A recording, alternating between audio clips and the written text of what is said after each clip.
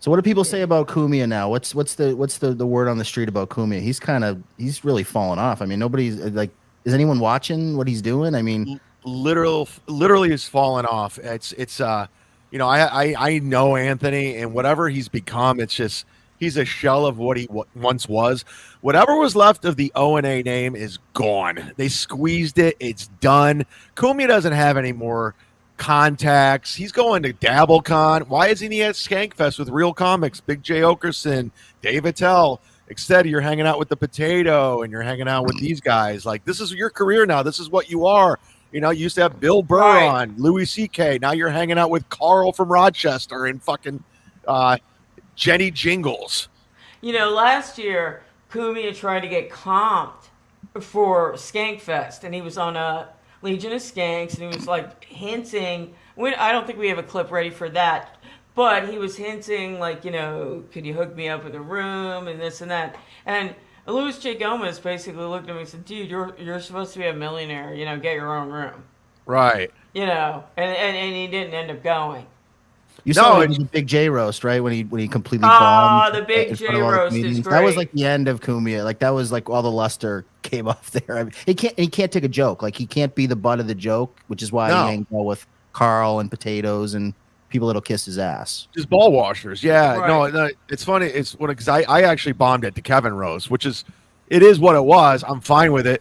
But when Kumi was trying to pile on that, I'm like, motherfucker, you bombed too, bitch. Like, you bombed too. Why are you coming after me? You have the nerve to do that? So Anthony's a coward, and the way he fired them was a cowardly. He let Gavin do it. And, right. That sucked, Chad. That was terrible. And they're all, like you said, they're all swimming around. They don't know what to do without each other. Right. I know Chrissy and Gino are doing a show, and nobody's going. Nobody cares anymore. Chrissy, like 97,000 subscribers, and only 37 people are watching live. Not a good look. Not a good look. Right. One thing, so you talk about Gino and Kiki. How funny is it? And I heard you and KB talking about this yesterday, and I actually kind of threw a super chat in. They don't have their registry. There's no gifts on their registry. It's just I love it's a life super chat wedding. Life fund. They just want cash in lieu of gifts. So it's like, when I first saw this site, there were gifts, and they just said, you know, we don't need gifts. We need cash. So it's pretty sad. It's not a good look for them either. Do you want to come in the under 0 to 49 range, or do you want to go in the 50 to 99? And it's what do you want for super chat? How long do you want it to be up on the screen? I just think it's funny that it's a life fund. This is like, we need money to live, like to eat, to pay rent. You know, it's like the honeymoon fund is one thing, but this is a life fund. I don't know what their end game is. And listen, I used to be really good friends with Gino. I lived with the guy. Right.